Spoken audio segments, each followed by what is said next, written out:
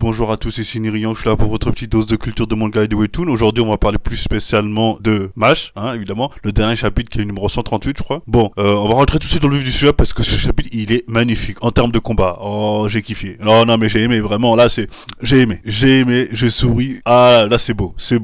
Bref, parlant avec une petite touche d'humour, j'ai aimé. Enfin, bref.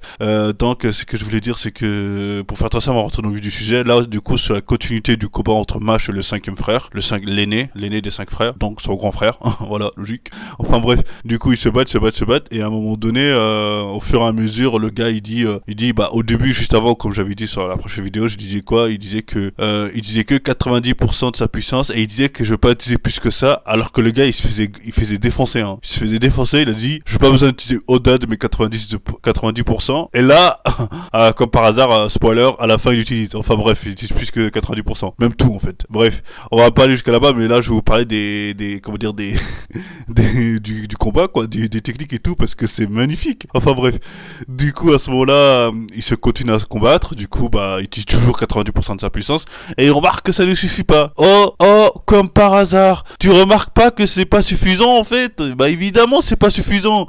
Le gars il t'a enchaîné 3 coups de poing jusqu'à que tu saignes, et à un moment donné il dit, non j'ai pas besoin d'utiliser, j'ai besoin d'utiliser que 90% de ma puissance. Arrête de te mentir à toi-même. Même ton corps il te dit, oh non, utilise plus que ça, j'ai mal, même ton corps il te dit ça. Il est dans le déni à ce point. Bref, il a utilisé les capacités qu'il disait, quoi. Il continuait encore, il persistait qu'il avait besoin que 90%. Bref, il s'est fait défoncer, évidemment il s'est fait défoncer, qui est assez drôle en même temps. Le gars, à partir du moment où il utilise son coup d'épée, et que la personne part le coup d'épée avec que MASH il part le coup d'épée de l'aîné là, avec ses paupières, vous vous rendez compte, il a pas genre arrêté avec sa main le coup d'épée, non, il a arrêté avec ses paupières, même ses paupières sont musclées, à tel point ce mec il est dangereux. Ses paupières sont musclées, comment on peut muscler des paupières? À ce moment-là il faut se poser des questions. Enfin bref, du coup à ce moment-là on remarque que suite à plusieurs échanges de coups, des coups qui font mal, et il a compris que ça ne servait à rien, qu'il fallait aller à 100%. Et une des coups qu'il a fait comprendre, c'est les coups de coude. Je suis désolé, mais à un moment donné j'ai l'impression que MASH est devenu du MMA, c'est parti en couille, le gars il se bat vraiment comme un bouc d'MMA, il fait de la muay thai et tout. C'est trop drôle, c'est vraiment trop drôle. Il a dit quoi, juste il a jeté une réplique comme quoi, excuse-moi mais il a pas dit genre excuse-moi, mais il a dit la partie la plus dure du corps humain ce sont les coudes, et il donnait des coups de coude, le gars, c'est incroyable. Bref, à ce moment-là le gars, l'aîné il pissait le sang, il disait ok, je vais utiliser 100% de mes capacités. Tout le monde était choqué, en fait, que rien qu'avec ses coudes étaient aussi puissants à MASH. Bref, il utilise 100% de ses capacités, et là on va voir ce que ça va devenir. Enfin bref, j'ai l'impression que ses capacités, en fait, j'ai l'impression on va dire, le personnage de l'aîné là, il a des sortes de piliers sur son dos, des sortes de poutres à moitié de poutres, genre des sortes, comment s'expliquer, il a des sortes de piliers sur son dos, en fait, comme des sortes de tuyaux. Et j'ai l'impression que en fait ces tuyaux, quand ils vont se rétracter et rentrer dans son corps, il va se transformer en 100% de ses capacités. C'est un peu ça sa transformation, j'ai l'impression. Bref, ce que j'ai dit c'était assez bizarre quand même, surtout pas sorti de son contexte.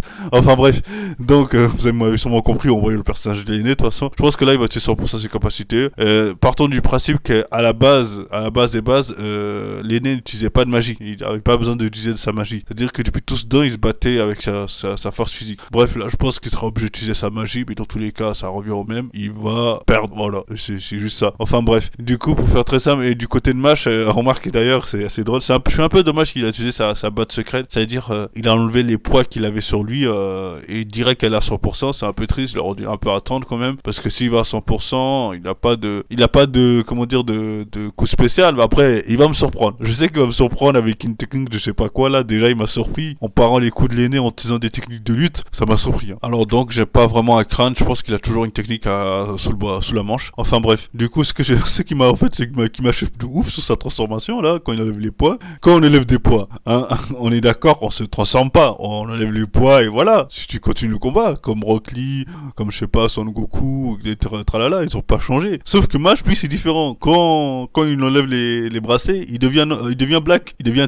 un métis, un tismé quoi, un métis. Mais c'est trop drôle, il devient comme ça, il devient black comme ça. C'est quoi, j'ai pas compris la logique en fait. C'est ça en fait, j'ai vraiment pas compris. Quelqu'un peut m'expliquer parce que là, c'est quoi le lien entre enlever des poids et changer de couleur de peau?